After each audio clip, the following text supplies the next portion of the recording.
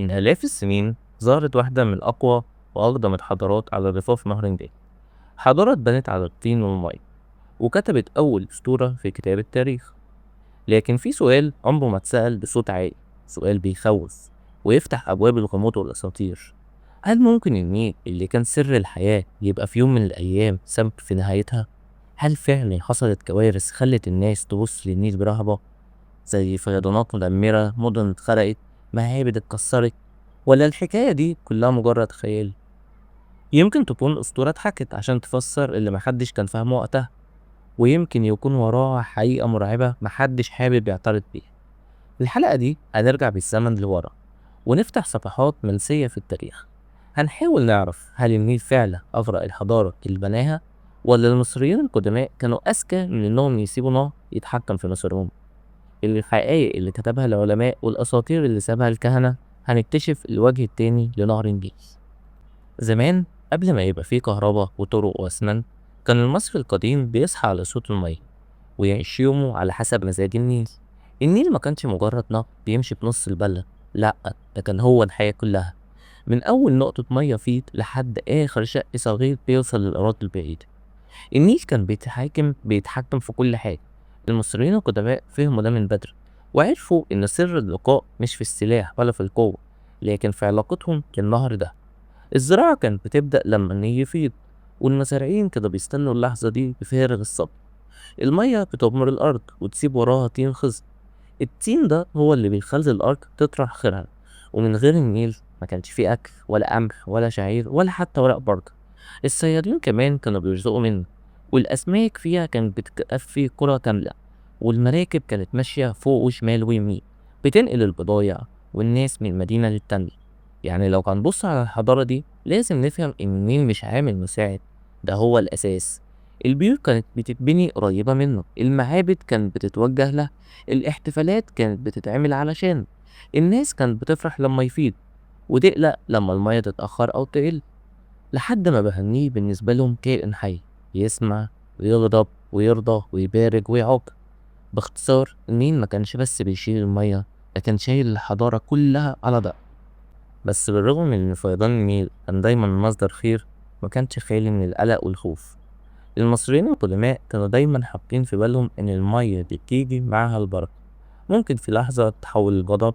أيوة، حصل كذا مرة إن الفيضان زاد عن حده، والمية طلعت عن مجراها وغرقت البيوت وكسرت جدران ودخلت من المعابد، وكأن ده بيعتبر كارثة، مش بس لأنهم خسروا زراعة بيوتهم، لأ، ده كمان لأنهم كانوا بيشوفوا في الفيضانات رسالة للآلهة.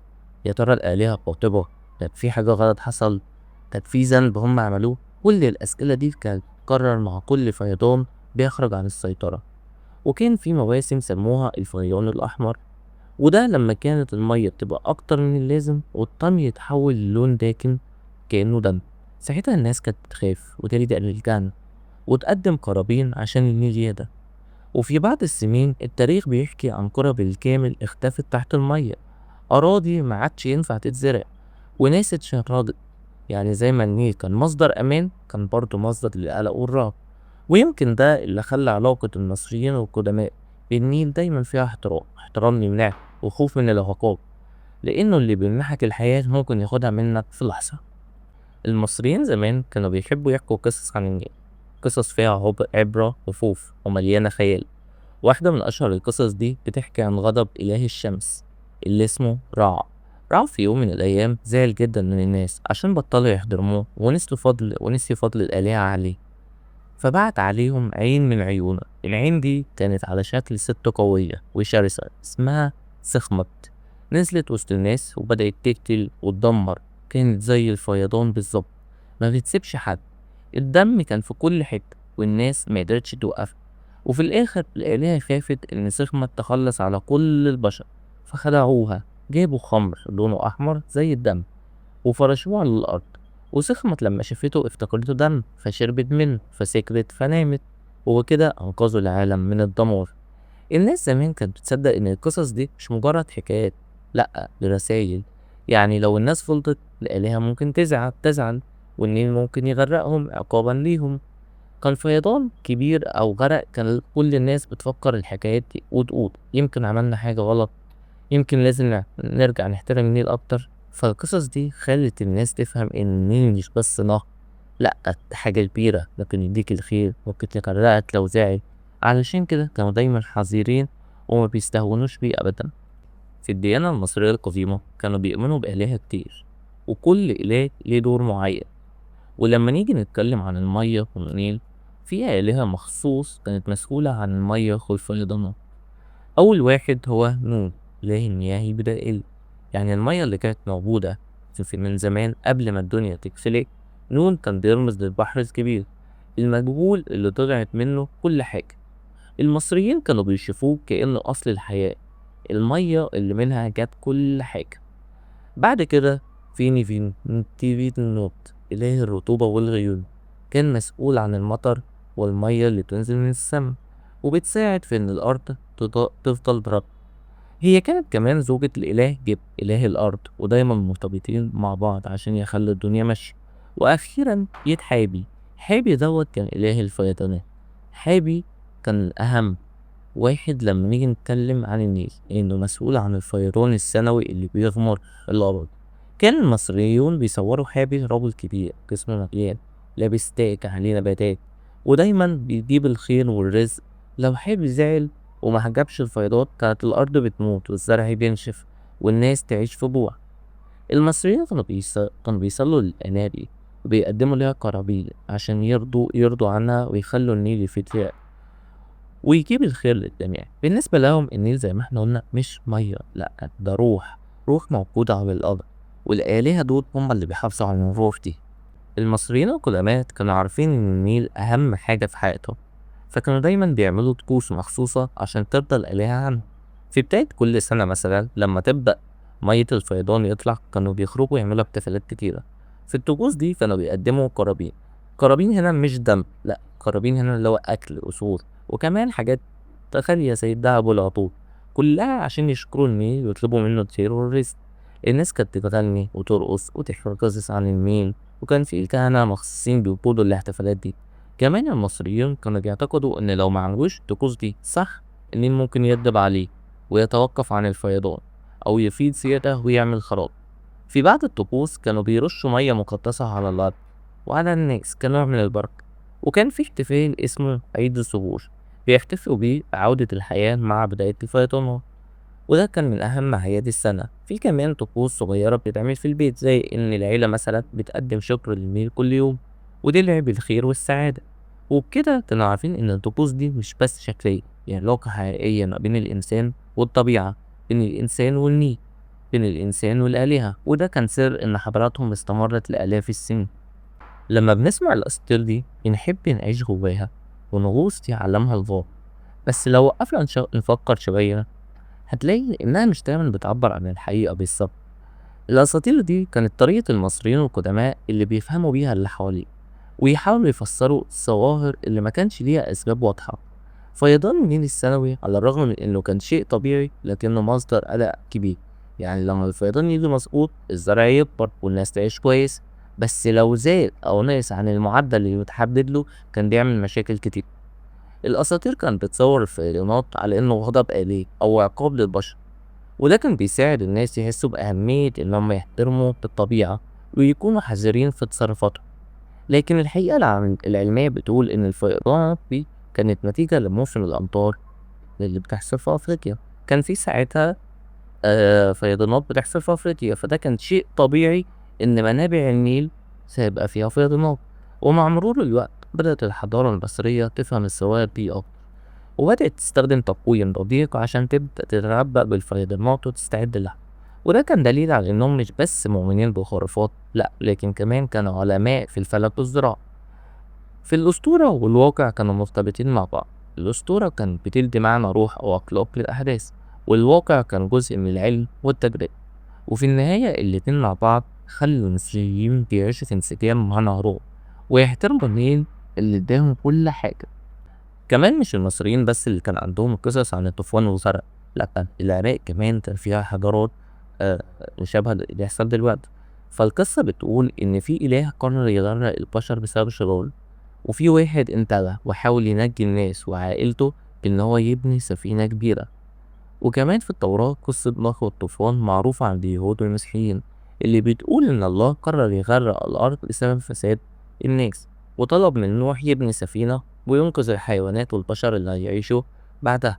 بالمناسبة احنا عندنا عاملين سلسلة على القناة بتتكلم عن قصة سيدنا نوح في الإسلام طبعا، وعلاقتها بكل الدول اللي كانت موجودة ساعتها، عشان نحاول نربط بس الأحداث. فهتلاقوا دوت موجود في في الديسكريبشن. وكان الطوفان كمل وكأن الطوفان كان رسالة من السماء للناس كلها، بتحذرهم من الغلط وبتخليهم يرجعوا للطريق الصح. اللي مميز في قصة النيل إن المصريين كانوا بيشوفوا الفيضانات مش بس كعقاب، لكن كمان كنعمة. الفيضان جاي معاه حياة، معاه تراب تقيل بيتفسر الأرض، ومعاه أمل للناس. فلو حبينا نقارن نلاقي إن فكرة الطوفان موجودة في كل الثقافات، وكل واحدة فيهم حطها بطريقته بس حسب بيئته وعقيدته. بس في النهاية كل القصص دي بتعلمنا درس واحد: المية قوة كبيرة لازم نحترمها ونفهمها ونعيش عشان تعيش في سلام. في النهاية النيل كان دايما بالنسبة للمصريين حاجة كبيرة، أكبر من مجرد لعب. كان نعمة بتديهم كانت نعمة بتديهم الحياة، وكان في نفس الوقت نقمة ممكن تغرقهم لو. الناس زمان كانوا خايفين من الفيضان، مش بس لأنه مدمر، لكن بأنه مجهول وخوف زي حاجة كبيرة بتحكم مصيرهم. الخوف ده مش ضعف، بالعكس ممكن نعتبره حكمة مبكرة، حكمة بتخليهم يحترموا الطبيعة ويعرفوا قيمة اللي عندهم. يعني ممكن نقول إن خوفهم من الطوفان خلاهم يعيشوا حياة منظمة وتعاونية، ومعاهم فهم كبير للطبيعة والآلهة. والنهاردة لما بنبص على النيل بنفتكر مش بس بتاعك، لكن كل اللي حصل حواليك، كل القصص، كل الأساطير، كل الدروس. ودي كانت نهاية حلقتنا النهاردة. قررنا نعمل تعديل في أسلوب الطريقة، إن إحنا نستخدم ونسجل صوتنا ما نعملوش بالإيه هو. لو انتوا شايفين صوتنا تمام، لأن الصوت تمام وممكن نكمل عليه، يا ريت تبلغونا. لو حاسين إن هو لأ أو نرجع لل AI تمام برضه، يا ريت تبلغونا. وشكرا لك. مصر ما وقعتش فجأة. الفرعون اللي كان زمان رمز للقوة والهيبة بقى مجرد اسم، ما بقاش عنده نفس السيطرة ولا الناس بتهابه زي زمان. كل واحد شايف نفسه كبير وعاوز يمشي البلد على مزاجه.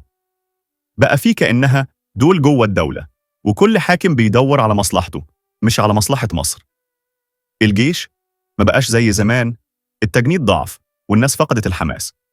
الاقتصاد نازل لتحت، الزراعة قلت، التجارة مش شغالة، والشعب تعب من الضرائب اللي ما بتخلصش. حتى الدين اللي كان زمان بيوحد الناس ويخليهم يحسوا إن الفرعون إلهه على الأرض ما بقاش له نفس التأثير. الناس بدأت تشك، تنقسم، وتدور على بديل. وده كله خلى مصر تبقى فريسة سهلة. أي قوة طامعة كانت عارفة إن ده الوقت المثالي للغزو. وعشان كده الغزو الفارسي ما كانش مفاجأة، ده كان نتيجة طبيعية لانهيار استمر سنين طويلة. ولو وصلت معايا للنقطة دي فخليني أقولك اللي جاي أخطر بكتير. اشترك في القناة وفعل الجرس عشان لسه مكملين في رحلة سقوط واحدة من أعظم حضارات التاريخ. بعد ما الدولة الفرعونية بقت ضعيفة ومفككة زي ما حكينا، جه وقت يتحرك فيه اللي حواليها. وأكتر ناس كانوا حاطين عينهم على مصر هم الفرس. الفرس في الوقت ده كانوا إمبراطورية ضخمة، وملكهم قمبيز الثاني كان بيحلم إنه يضم مصر تحت سيطرته ويكمل فتوحاته في العالم القديم. وبسبب الضعف الشديد اللي كانت فيه مصر، الفرس محتاجوش يحاربوا كتير. دخلوا بسهولة نسبياً سنة 525 قبل الميلاد. الجيش المصري ما قدرش يقاوم، والمعنويات كانت في الأرض. المصريين وقتها ما كانوش بيحاربوا بس، عدو جاي من بره. دول كانوا بيواجهوا الخيانة والانقسامات والفساد اللي جوه البلد نفسها. ومن هنا بدأت مصر تخضع لأول احتلال فارسي، واللي التاريخ بيصنفه كالأسرة 27 الفرعونية. بس في الحقيقة ما كانش فيه لا فرعون ولا حكم مصري، ده كان احتلال بكل ما تحمله الكلمة من معنى. الفرس فرضوا سيطرتهم، غيروا كتير من نظام الحكم، وبدأوا يعاملوا المصريين كأنهم تابعين مش أصحاب أرض. كانوا بياخدوا خيرات البلد وبيحكموا بقسوة، وده زود الغضب في قلوب المصريين. لكن مفيش حد كان قادر يعمل حاجة حقيقية، ولأن التاريخ دايما بيتكرر، وقت الضعف بيجي عليه استغلال. بس السؤال المهم، هل المصريين سكتوا ولا حاولوا يرجعوا بلدهم؟ ده اللي هنعرفه في النقطة الجاية. رغم إن الفرس سيطروا على مصر وفرضوا حكمهم بالقوة. المصريين ما سكتوش. الشعب ده تعود إنه يحكم نفسه، ما يعرفش يعيش تحت احتلال، ودي مش أول مرة يتعرض فيها لغزو. لكن المرة دي كانت أصعب. الجيش ضعيف، والفرعون ما بقاش له وجود، والعدو ماسك كل مفاتيح البلد. ومع كده ظهرت محاولات، ثورات صغيرة في مناطق مختلفة، ناس بتحاول تقاوم، بتحلم ترجع أيام العظمة. في شخصيات مصرية زي أمنحتب وبسوسينيس، أسماء مش معروفة عند كتير، لكن دول حاولوا يقفوا في وش الفرس ويحرروا البلد. الثورات دي ما كانتش منظمة، ومفيش حد قوي يجمع الناس ويوحدهم، عشان كده أغلبها فشل أو اتسحق قبل ما يبدأ. بس الفكرة إن المصريين ما استسلموش. كل ما الاحتلال زاد، كره الناس ليه زاد، والغضب بقى عامل زي النار اللي بتغلي تحت الرماد. المشكلة إن الفرس كانوا دايما مستعدين يقمعوا أي تمرد، يعني كل محاولة كانت بتقابل بعنف وسجون وإعدامات وتضييق على الناس. لكن برغم كل ده، الروح المصرية فضلت موجودة، بتحاول وبتدور على فرصة. والفرصة دي جت بعد سنين لما ظهر راجل اسمه الإسكندر الأكبر. بس قبل ما نوصل للإسكندر، لازم نحكي إيه اللي حصل لما الفرس رجعوا مصر مرة تانية. خليك معانا. بعد شوية محاولات من المصريين يحرروا بلدهم، حصلت مفاجأة. الفرس انسحبوا من مصر لفترة، وكان فيه أمل صغير إنها ترجع حرة.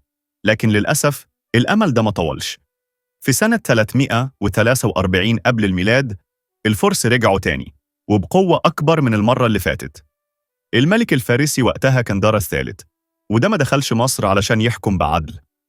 ده دخل وهو ناوي ينتقم من المصريين على كل محاولات التمرد اللي حصلت قبل كده. ودخلت مصر في مرحلة من القمع والعنف والنهب. أي حد بيحاول يعارض أو يفتح بقه كان مصيره معروف، يا قتل يا سجن يا اختفاء. حتى الكهنة اللي كانوا ليهم مكانة كبيرة جدا في مصر اتعرضوا للإهانة، والمعابد اتنهبت، وخيرات البلد بقت ماشية على طول لإيران. والناس بقت تايهة، مش عارفين يقولوا لمين إحنا مصريين، لأن البلد ما بقتش ملكهم. الاحتلال الفارسي التاني كان بمثابة الضربة القاضية. بقيت مصر زي المريض اللي على السرير، مش قادر يتحرك، مستني أي حد ينقذه. لكن فجأة ظهر على الساحة شاب صغير اسمه الإسكندر، شاب مقدوني جاي من اليونان، بس كان عنده طموح يغير خريطة العالم. واللي حصل بعد كده كان بداية صفحة جديدة خالص في تاريخ مصر. تابع معانا واعمل لايك واشترك، عشان لسه اللي جاي فيه مفاجآت كتير وتفاصيل مش بتتقال في الكتب. بعد ما الفرس خلصوا على كل أمل في الاستقلال، وبعد ما المصريين تعبوا من الاحتلال والعنف، الدنيا اتقلبت فجأة. مين كان يتخيل إن اللي هيغير مصير مصر مش واحد مصري ولا حتى فارسي؟ لأ، ده شاب صغير من مقدونيا اسمه الإسكندر الأكبر. الإسكندر في الوقت ده كان عامل زي الإعصار، دخل بلاد كتير في وقت قصير، انتصر على الفرس نفسهم، ومشي بيكسر فيهم واحد ورا التاني. ولما وصل لمصر سنة 332 قبل الميلاد، المصريين استقبلوه استقبال الأبطال. تخيل، ناس كانت بتقاوم الغزاة استقبلت غريب كأنه منقذهم. بس اللي خلى ده يحصل إنهم شافوا فيه الأمل، شافوا فيه الخلاص من ظلم الفرس، وشافوا حاكم بيحترم حضارتهم مش بيهينها.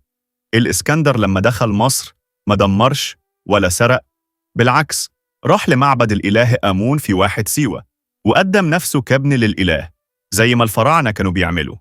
وده خلى الناس تحبه ويشوفوا فيه امتداد للفراعنة حتى لو كان مش مصري.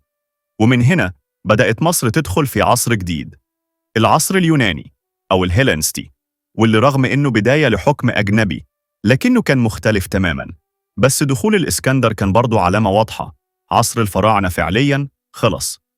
الهوية المصرية دخلت مرحلة تانية فيها خلط بين الحضارات وثقافات جديدة دخلت البلد. وعشان كده لحظة دخول الإسكندر مش بس نقطة في التاريخ، دي لحظة فاصلة بين مصر القديمة ومصر الجديدة. تابع الحكاية معانا، ولسه عندنا تفاصيل مهمة عن الإسكندر وخلفائه وإزاي حكمهم غير شكل مصر بالكامل. بس قبل ما تكمل، اشترك في القناة لو لسه ما عملتش كده، لأن اللي جاي هتسمعه لأول مرة بالشكل ده. بعد ما الإسكندر دخل مصر واستقبلوا المصريين كمنقذ، كان عنده رؤية كبيرة. هو ما كانش جاي يحرر مصر وبس، ده كان عايز يسيب بصمة، مدينة تبقى على اسمه، مدينة تبقى واجهة الحضارة. ومن هنا قرر يبني مدينة جديدة تماماً على ساحل البحر المتوسط، في مكان كان فيه قرية صغيرة اسمها راجودة. المكان استراتيجي، قريب من البحر، سهل في التجارة، ومفتوح على العالم كله، وسماها الإسكندرية. بس المدينة دي ما كانتش مجرد اسم، دي بقت واحدة من أعظم المدن في العالم القديم. تصميمها كان عبقري، شوارع مستقيمة، مباني منظمة، ميناء ضخم، ومكتبة. المكتبة دي كانت كنز. مكتبة الإسكندرية اتبنت عشان تجمع كل المعرفة اللي في العالم في مكان واحد، كتب من كل الحضارات، علماء من كل البلاد، ومركز علمي وثقافي ما كانش له مثيل. الإسكندر للأسف ما عاشش كتير عشان يشوف حلمه بيكبر، لكنه زرع البذرة، واللي كمل الحلم كانوا خلفائه البطالمة، ناس من أصل يوناني، لكن حكموا مصر وخلوا الإسكندرية عاصمة الثقافة والفن والعلم. المصريين كانوا في الأول مترددين، دي مدينة جديدة بحضارة جديدة، بس بمرور الوقت حصل اندماج. حضارة فرعونية ضرب يونانية، وحاجة فريدة ما حصلتش قبل كده. بس هل كل حاجة كانت ماشية تمام؟ ولا كان في صراعات وخيانات وانقسامات جوه الأسرة الحاكمة نفسها؟